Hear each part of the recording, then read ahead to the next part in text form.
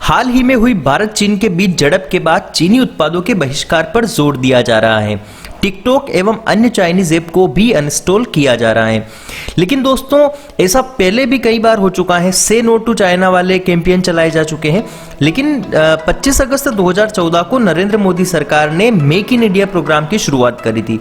तो दोस्तों, ऐसे में सवाल उठता ही है कि आखिर made in India, make in India और असेंबल्ड इन इंडिया होता क्या है। तो दोस्तों, आज के इस वीडियो में हम लोग इन्हीं बातों के बारे में समझेंगे और make in India, made in India के फायदे नुकसान के बारे में बात करेंगे।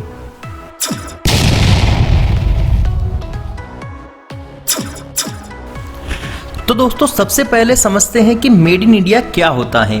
किसी उत्पाद को बनाने में इस्तेमाल होने वाला ज्यादातर कच्चा माल यानी कि रॉ मटेरियल, श्रम बल यानी कि लेबर और टेक्निक्स और साथ ही असेंबलिंग भी भारत में ही हो तो वह मेड इन इंडिया प्रोडक्ट्स होगा। यानी कि किसी प्रोडक्ट को तैयार करने में इस्तेमाल होने वाली तकनीक समेत हर चीज भारतीय ही होगी। मेड इन इंडिया के वैसे तो सभी फायदे ही है, कोई भी नुकसान नहीं है। लेकिन कुछ अच्छी बातें क्या है, आइए देखते हैं। भारतीय जनता के लिए रोजगार मिलेगा, इससे बेरोजगारी कम होगी। और दोस्तों, आज के समय में भारत की सबसे बड़ी समस्या बेरोजगारी है। दूसरी बात, भारत में माल का उत्पादन करने के लिए घरेलू निर्माताओं को बढ़ावा मिलेगा। इससे जो छोटी कंपनियां हैं और जो भारतीय कंपनियां हैं उनको फायदा मिलेगा और एस्टैब्लिशमेंट मिलेगा। तीसरी बात, इसमें देश की प्रतिभा और संसाधनों का भी कुशल उपयोग होगा। यानी कुल मिलाकर सारा पैसा भारत में ही रहेगा और भारत आर्थिक रूप से भी समृद्ध बनेगा। अब समझते हैं कि आखिर मेक इन इंडिया क्या है। अगर कोई विदेशी कंपनी भारत में मैन्युफैक्चरिंग यूनिट लगाती है और प्रोडक्ट तैयार करने के लिए सभी संसाधन यहीं से मतलब भारत से ही जुटाती है। एक बार फिर से सुनते हैं कि प्रोडक्ट तैयार करने के लिए सभी संसाधन यहीं से जुटाती है, तो तैयार होने वाला उत्पाद मेक इन इंडिया होगा। चलिए एक उदाहरण देकर समझते हैं। एक स्मार्टफोन है, मान लिया जाए वीवो मोबाइल चाइना में बनकर भारत में लाया जाए तो ये मोबाइल मेड इन चाइना होगा। यानी कि इसके सारे कंपोनेंट्स और इसकी मैन्युफैक्चरिंग चाइना में हुई है।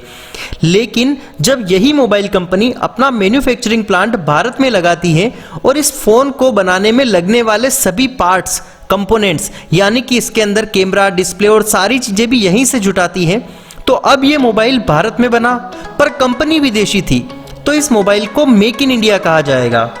क्योंकि भारत में ही बना है, कंपनी चाहे विदेशी थी लेकिन भारत में बना है तो मेक इन इंडिया कहा जाएगा।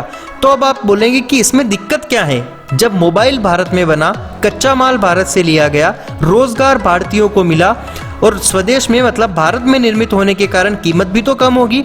इसका टैक्स भारत सरकार को दिया गया। साथ ही इस मोबाइल को विदेशी बाजार में अगर बेचा गया तो निर्यात कर से राजकीय खजाने को भरा गया। इससे भारत की जीडीपी बढ़ी।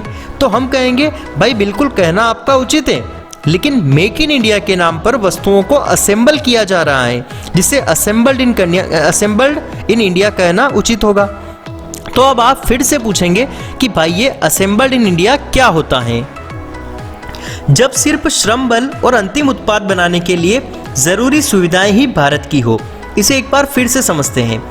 अगर कोई विदेशी कंपनी अपना मैन्युफैक्चरिंग यूनिट भारत में लगाता है और उसके सारे कंपोनेंट, यानी कि मोबाइल का एग्जांपल लेते हैं, तो मोबाइल कंपनी कोई अगर भारत में, वीवो अगर भारत में अपना मैन्युफैक्चरिंग प्लांट लगाता है और वीवो मोबाइल को बनाने के लिए सारे जो कंपोनेंट, पार्ट्स वगैरह हैं वो चाइना से आयात करता है भारत के अंदर और भारतीय श्रम का इस्तेमाल करके एक अंतिम उत्पाद यानी कि मोबाइल अगर तैयार करता है, तो इस मोबाइल को असेंबल्ड इन इंडिया प्रोडक्ट्स कहा जाएगा।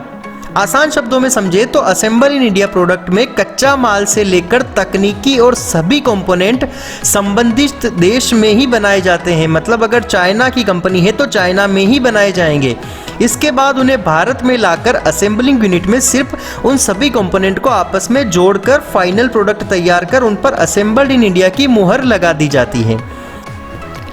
लेकिन दोस्तों, अब समझते हैं कि असेंबल्ड इन इंडिया के नुकसान क्या क्या हैं।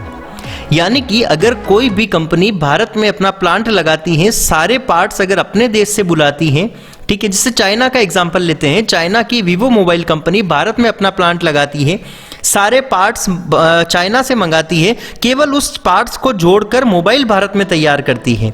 तो इससे नुकसान क्या होंगे दोस्तों? इससे भारत के जो छोटे निवेशक हैं, छोटी कंपनियां हैं, छोटे उद्योग हैं, उनके ऊपर नुकसान पहुंचेगा। यानी कि भारत की जो बाकी मोबाइल कंपनियां हैं, लावा, इंटेक्स और स्पाइस, माइक्रोमैक्स, इन कंपनियों के ऊपर खतरा पैदा हो जाएगा।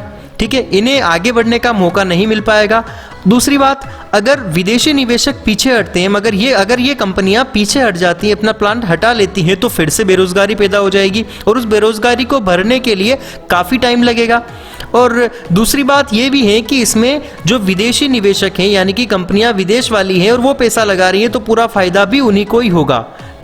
दोस्तों, आज के वीडियो में बस इतना ही। आपसे यही उम्मीद रहेगी कि आप भी चीनी उत्पादों का बहिष्कार करें।